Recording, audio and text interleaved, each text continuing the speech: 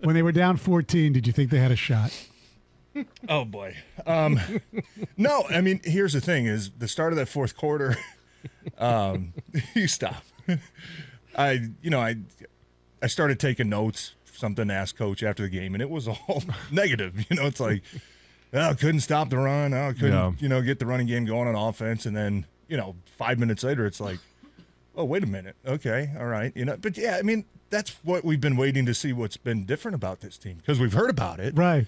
All season. We just haven't seen it. And, for them to go out and win back-to-back close games, division opponents, I mean, any win in the NFL is a good win, in my opinion.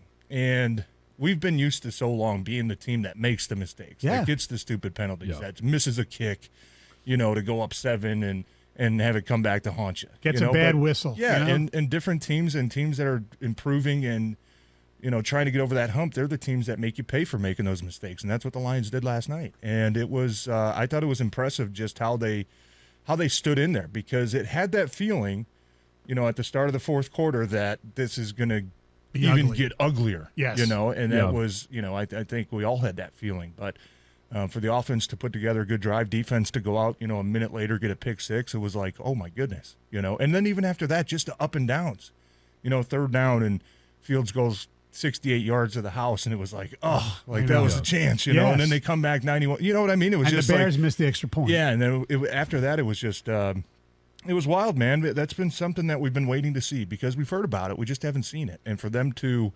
go out back-to-back games and close the game out defensively, after all the ups and downs that they've had this season, I thought that was huge for their confidence, and I thought that it was big for the young players to finally learn how to start, getting over that hump and finishing games and learning how to, stack success and not, because in the past it's been win, loss, win, loss. You know what I mean? I mean? And even at the losses, it's like, they just pile on. They haven't learned how to get over it yet. It seemed like that they took a step yesterday. Well, and it always feels like when they release the video of the locker room. Right. Last year we talked about it. Sheila's jumping into the arms of Dan Campbell.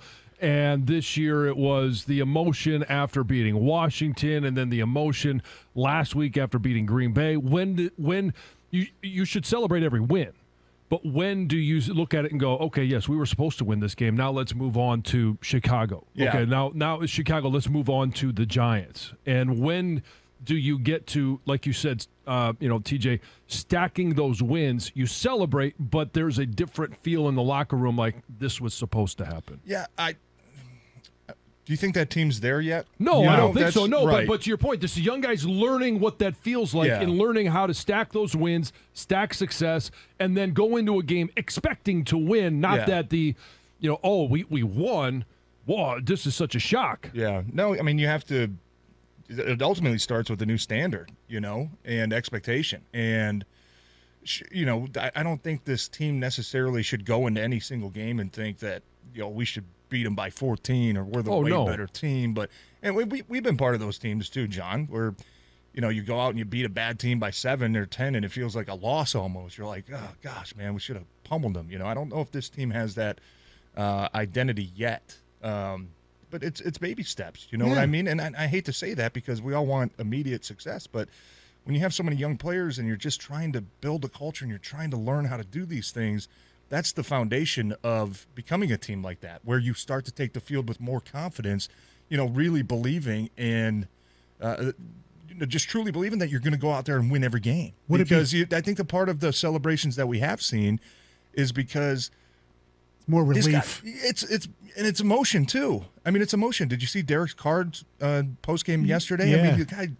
Like, that's emotion, and I know there's a lot of people making fun of him for doing that, but that's how you feel as an NFL player. You put so much into this physically and mentally, and sure, I know people are going to say, well, you're heavily compensated. I get that, but not a lot of guys – there's not a ton of guys in the NFL that play just for the money. You know what I mean? Like, this means something to them. And when you go through these tremendous ups and downs and just the physical and emotional and mental – distress week after week, and you lose 5 straight games and you start questioning what are we doing, and then you finally get over that hump and you get that taste of success, it's almost just a wave of emotions that come crashing down on you. And I think the same thing could be said about yesterday's game. That game was kind of the epitome of their season.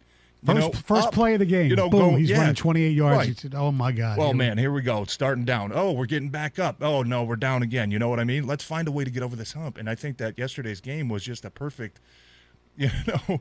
picture of just how the season's gone.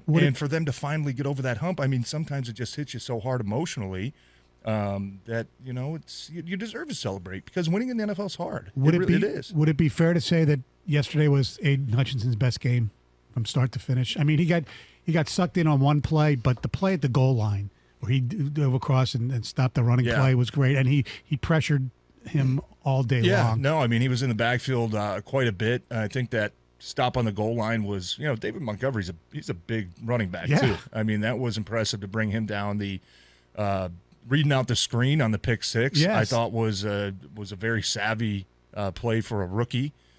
He's gotten burned by that play a couple times this season. To see him kind of learn from those experiences and read that out and force that interception was huge. Obviously putting the pressure on that last drive and beating the right tackle for a sack. I mean, that was huge. You feel like if we felt like this before, right? But it felt like yesterday was like, okay, it finally looks like it's starting to slow down for him. It's finally starting to look like he's playing with more awareness rather than just that bull in China chop. Right. I'm just going to run as hard as I can into people. You know what I mean? And he's not getting caught thinking too much. It's more of it's a second nature now. And I mean, we can't gloss over the fact too that tackle for loss on the goal line. The cool factor was high. Yeah. I mean, hops on his back. It comes down, hops on his back, flips him around. I mean, that was a cool tackle. No, it was. I was watching that one. I was sitting next to my son Jack, and Jack was like, "I want to do that." Yeah, that was a beastly play. Yeah. I mean, it was impressive. But it just looks like for him, he's starting to read the game more. You know what I mean? He's starting to read formations more. He's starting to read stances more, and he's starting to anticipate what's going to happen instead of just screaming off the ball, hitting somebody, and then trying to find the ball. It looks like he's trying to slow it down a little bit. And I think for me, look, you got 9 games under your belt now. You've seen a lot in the NFL. You shouldn't keep getting burned by the same things that burned you in week 1 and week 2 when they're trying to take advantage of a young player that doesn't know any better. And it looked like yesterday took a step forward. And Okudah just keeps getting better every game, it seems. Yeah, no, I mean, I know they didn't, it's hard to see in coverage because their offense was just so run heavy and quarterback run. And, it seemed like he did a good job in coverage. He's still a physical player. Yeah. I mean, it's fun watching him come up and take on blocks and go after running backs. Like he's a difference maker. He's turning into that type of player that they need.